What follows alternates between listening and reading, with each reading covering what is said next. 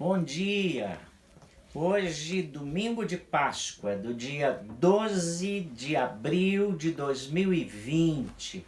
É muito bom estarmos juntos, reunidos, para celebrarmos tão grande salvação, o dia em que a morte morreu, o dia em que Jesus garantiu para sempre a vitória sobre o mundo, sobre o pecado e nos dá o prêmio, a alegria, a graça, a misericórdia e a vida eterna. Eu queria começar nessa manhã dizendo da saudade que eu estou sentindo dos irmãos. Hoje poderíamos estar juntos, reunidos presencialmente, mas estamos reunidos virtualmente.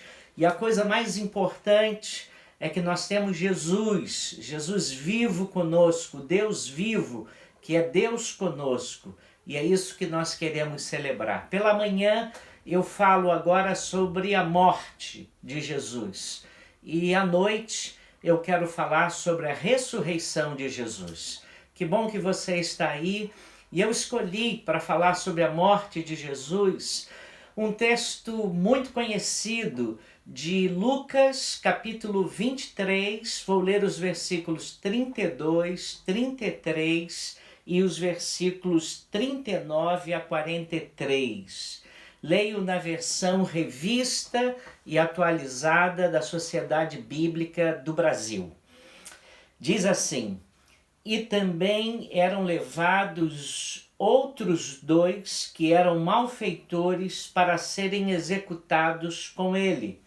Quando chegaram ao lugar chamado Calvário, ali o crucificaram, bem como aos malfeitores, um à direita e outro à esquerda. Versículo 39. Um dos malfeitores crucificados blasfemava contra ele, dizendo: não és tu o Cristo? Salva-te a ti mesmo e a nós também. Respondendo-lhe, porém, o outro repreendeu, dizendo: nem ao menos temes a Deus, estando sob igual sentença?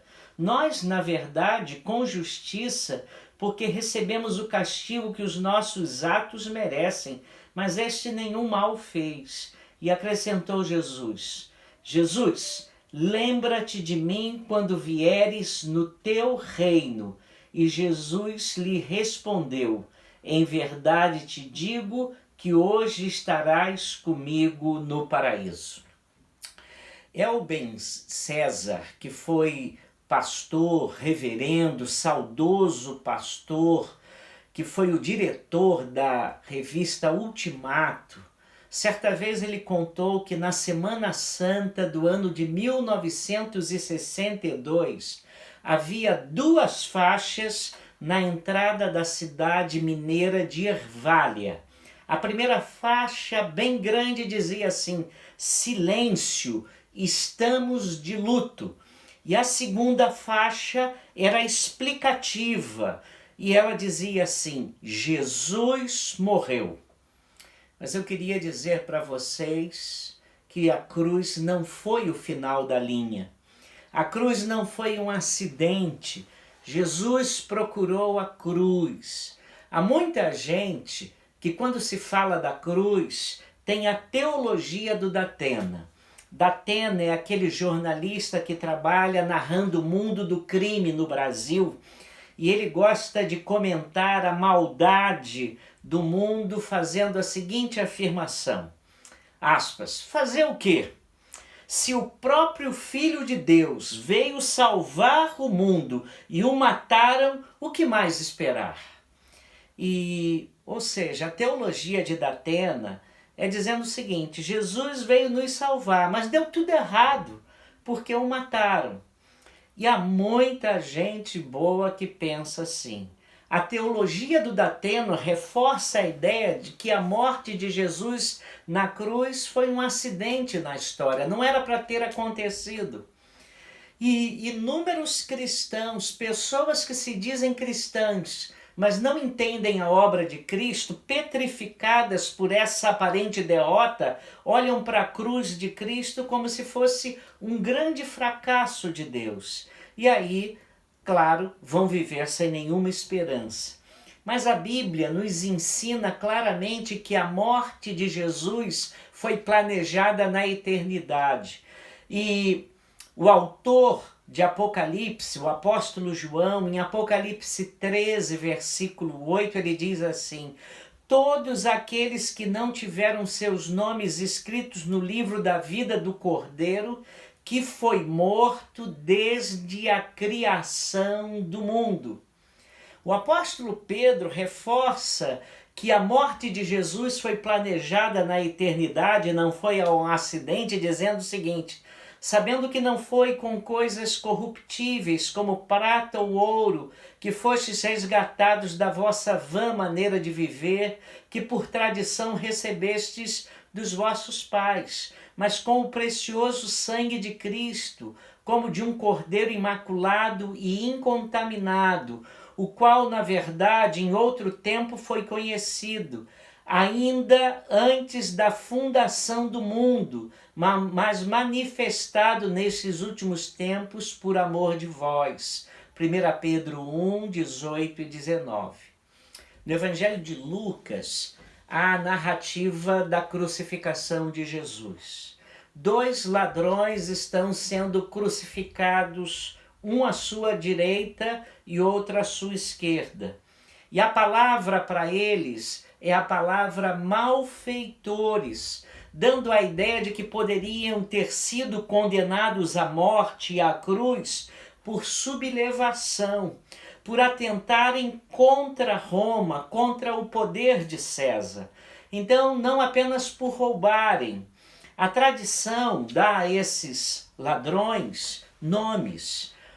Um se chama Gescas e outro se chamava Dimas. Aliás, Dimas é chamado na tradição de o bom ladrão. É até o padroeiro dos ladrões. Pensando nisso, eu fiquei pensando, será que os ladrões de hoje recorrem a Dimas, São Dimas, para que o assalto tenha sucesso? Eu suponho que não.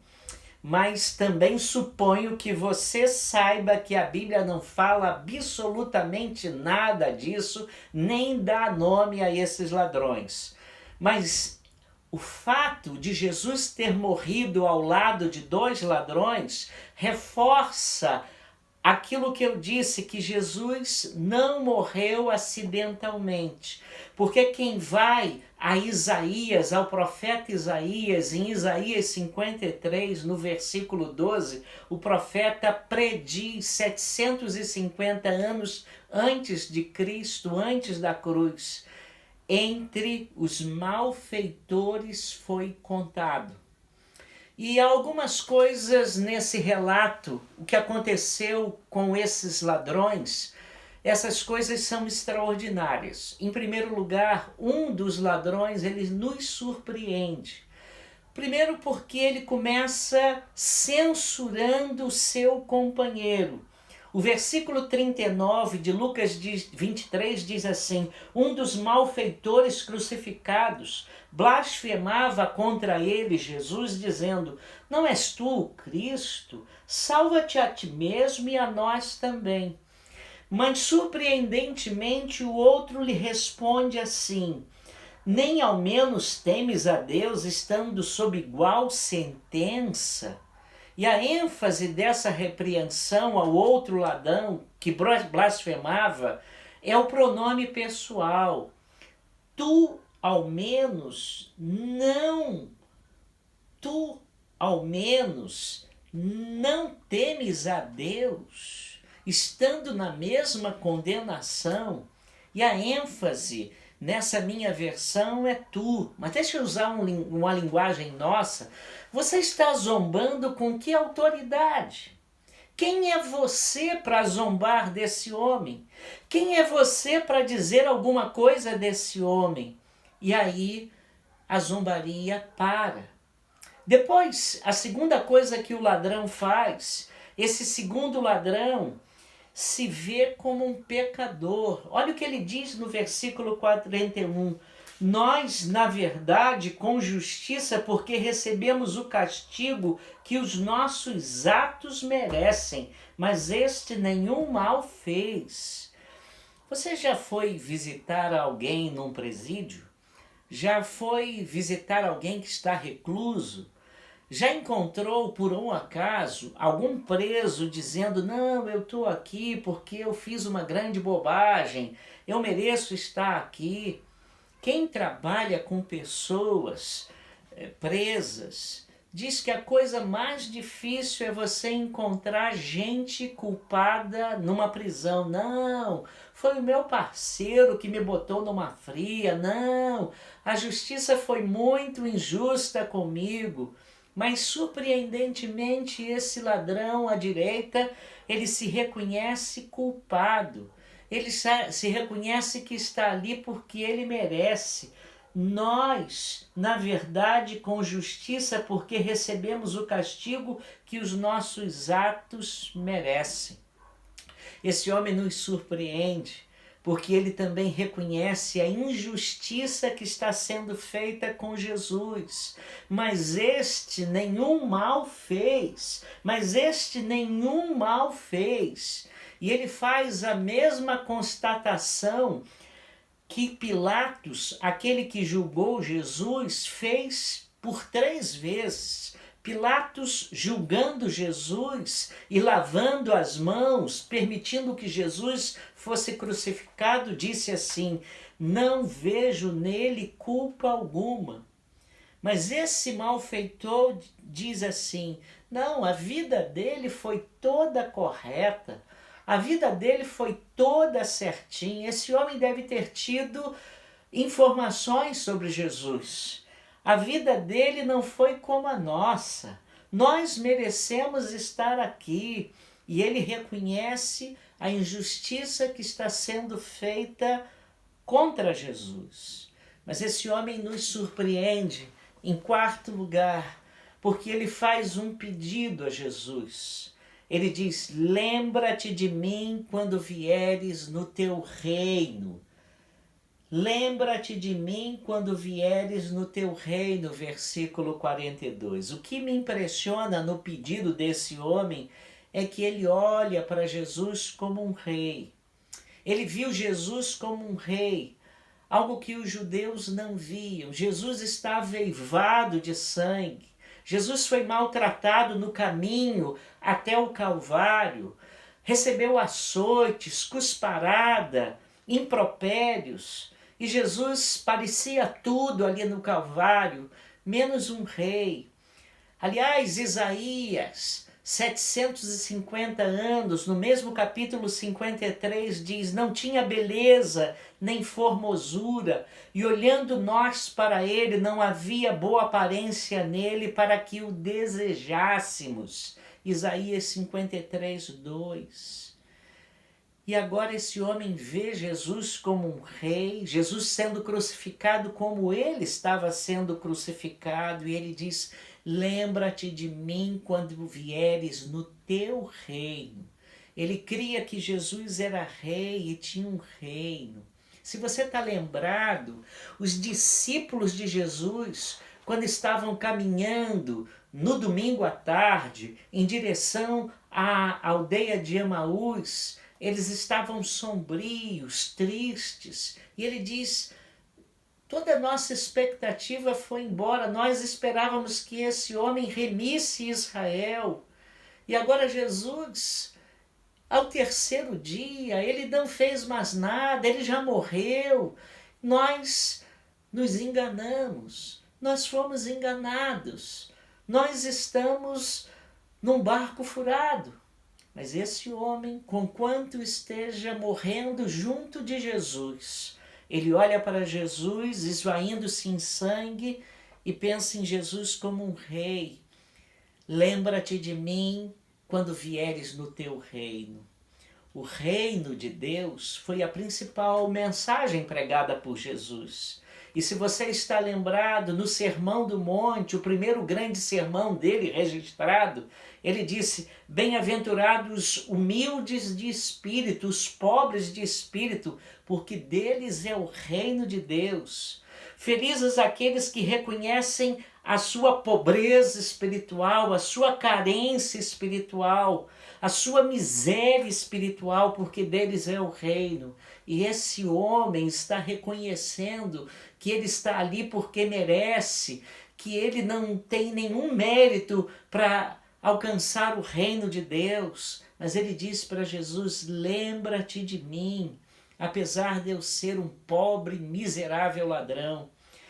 E é o que este homem está reconhecendo aqui: lembra-te de mim. Ele não pede para Jesus pensar nas suas virtudes e nos seus méritos, que ele não os tinha. Ele não pede sequer para Jesus mudar a sua situação e quebrar o seu galho, livrando-o da culpa, livrando das consequências do seu erro. Ele diz: não, Jesus, lembra-te de mim. Ele não tem méritos, ele não tem virtude, ele é um pecador, ele não merece nada. Quando vieres no seu reino, no teu reino, é a primeira pessoa a declarar fé na ressurreição de Jesus. Quando vieres. E esta declaração não foi feita por um discípulo. Essa declaração não foi feita por um teólogo. Essa declaração não foi feita por um mestre. Essa declaração, quando vieres no teu reino, não foi feita por um estudante da Bíblia, mas foi feita por um ladrão, por um malfeitor.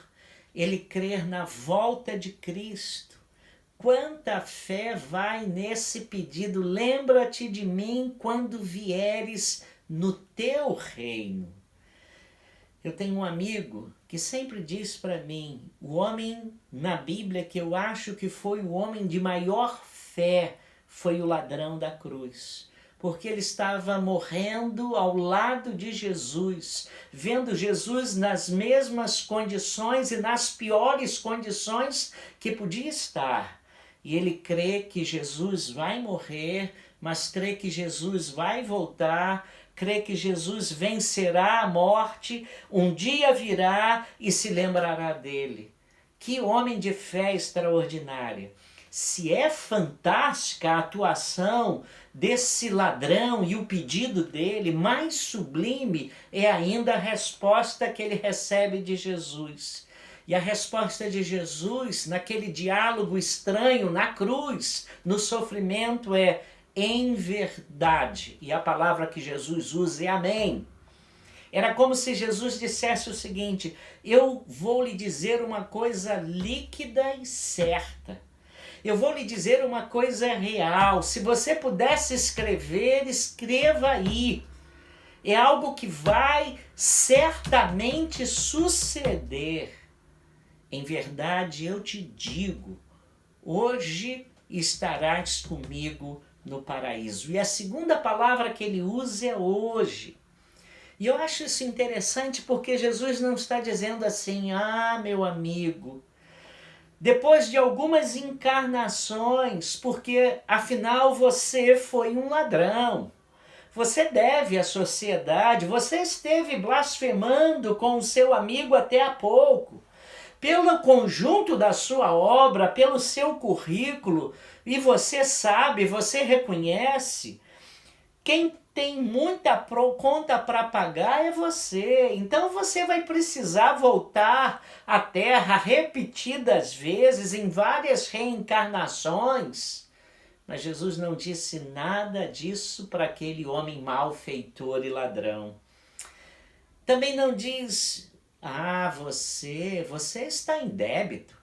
Você terá que fazer e mandar fazer várias cerimônias religiosas em intenção da sua alma, porque você foi um homem muito mauzinho. Então, depois de acenderem muitas velas por você, e depois de muitas cerimônias religiosas, haverá esperança para a sua alma. Ele também não diz: olha, você tem que passar pelo sono da alma, meu caro. A sua alma vai dormir por milênios e milênios até que eu volte. Nada disso. A resposta de Jesus é uma verdade certeira. Ele volta-se para aquele ladrão da cruz e diz: hoje hoje estarás comigo no paraíso. Sabe por quê? Porque hoje é o tempo de Deus. É por isso que o escritor aos Hebreus, inspirado pelo Espírito Santo, diz: hoje, se ouvirdes a sua voz, não endureçais os vossos corações. Mas Jesus vai mais: hoje mesmo estarás comigo. E a palavra importante aqui é a palavra comigo. Na teologia dos judeus, o Sheol, o mundo dos mortos, era um mundo de sombras, era um mundo de penumbras, era uma espécie de nevoeiro, um mundo incerto, um mundo indefinido. Jesus não disse: olha, você vai ficar com os anjos, olha, você vai ficar com os mais iluminados até que a sua caminhada chegue finalmente à minha presença. Jesus não falou nada disso. Jesus disse assim: meu amigo, hoje mesmo estarás comigo.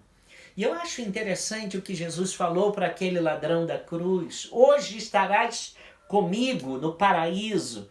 Porque Jesus, um pouco antes, naquela semana da morte, ele havia ensinado isso para os seus discípulos. Os discípulos estavam atormentados porque ele tinha dito: um de vós vai me trair. Havia dito a Pedro que ele ia negá-lo. E aí ele viu que os discípulos estavam muito abatidos, e Jesus em João 14 diz assim: não se turbe o vosso coração, credes em Deus, crede também em mim. Na casa de meu pai há muitas moradas, se não fosse assim, eu vou-lhe teria dito: vou preparar-vos lugar, e quando eu for e vos preparar lugar, virei outra vez mesmo, para que onde eu estiver, estejais vós também. Onde eu estiver, estejais vós também. Hoje estarás comigo no paraíso. E essa resposta fala da graça de Deus, porque esse homem era ladrão, ele não tinha méritos, ele não tinha nenhum mérito para entrar no céu. Ele é o primeiro homem em cuja vida a cruz produz um impacto de transformação e mudança, mudança de destino. É o primeiro a ter a vida eterna assegurada por causa da obra de Jesus na cruz. E por que Jesus dá a ele, diz para ele que hoje estaria com ele, eles morreriam? E por que Jesus disse: hoje você estará comigo no paraíso? Porque ele era bom? Não. Porque ele tinha boas intenções? Não. Porque era religioso? Certamente não era. Porque fazia o bem? Esse homem nunca fez o bem. Tinha virtudes morais para apresentar a Deus? Nenhuma. Obedecia a lei? Tampouco. Sabe por quê? Hoje estarás comigo no paraíso, em primeiro lugar, por causa da misericórdia de Deus. Esse homem descobriu o que nós também temos que descobrir: Deus é cheio de misericórdia. Aliás, Paulo, o apóstolo, escrevendo aos crentes em Efésios, diz: mas Deus que é riquíssimo em misericórdia. Ele não se relaciona conosco na base dos nossos feitos, na base daquilo que nós somos, na base dos nossos méritos, mas Deus se relaciona conosco na base da misericórdia. Glória a Deus. Sabe por que esse homem recebeu de Jesus a garantia de que estaria com ele no paraíso naquele mesmo dia? Porque creu. Creu que Jesus era rei. Creu que Jesus tinha um reino. Creu que ele ressuscitaria. Creu que ele voltaria. E a fé, nós lemos lá na Bíblia: pela graça sois salvos por meio da fé. E isso não vem de vós, é dom de Deus.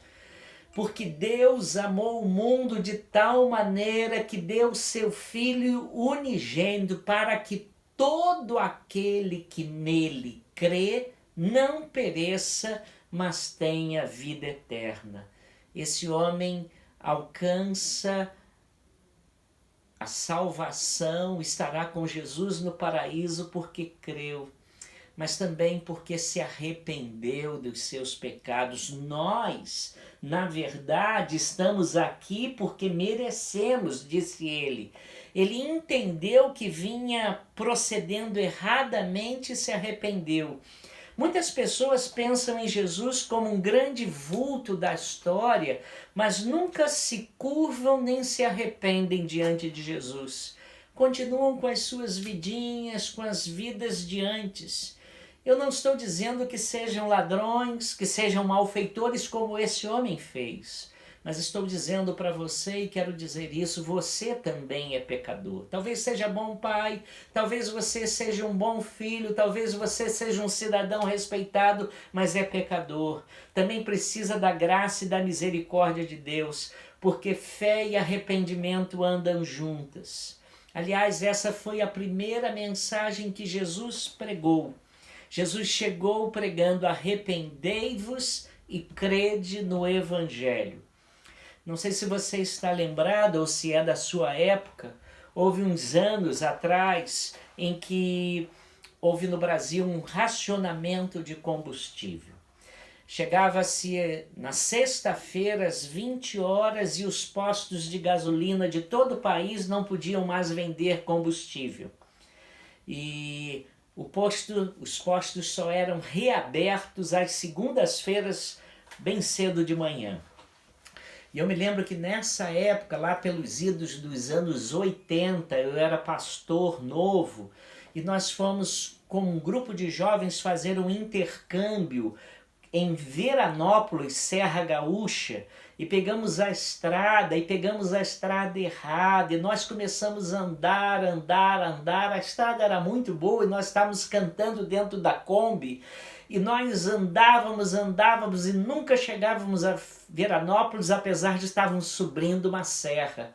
E quando já tínhamos bastante horas de viagem, nós descobrimos que nós estávamos na estrada errada, e o pior, gastamos muito combustível sem chegar. Talvez você não esteja andando por uma estrada ruim, mas é a estrada errada. Talvez você não tenha uma vida torta, mas está na estrada que não é a estrada que leva à salvação, não é o caminho de Deus, não é o caminho onde você encontra a graça e o perdão de Deus. Você não é ladrão, não é palha, nada disso, mas você precisa se arrepender, virar-se, voltar-se para o Senhor, buscar a Deus enquanto você pode achar. Mas esse homem fez isso e por isso ouviu de Jesus: hoje mesmo estarás comigo no paraíso. Mas sabe a última coisa? Por que esse homem ouviu de Jesus: hoje você estará salvo, estará comigo no paraíso? Porque pediu. Lembra-se, salvação não se compra, salvação não se paga, salvação não vem por hereditariedade. Salvação é uma dádiva. A Bíblia diz: todo aquele que invocar o nome do Senhor Jesus será salvo. É preciso pedir, é preciso clamar, é preciso crer, é preciso aceitar a oferta de salvação. E se você quer essa salvação, diga para Jesus: eu preciso, eu quero, eu creio, eu não mereço, mas eu aceito.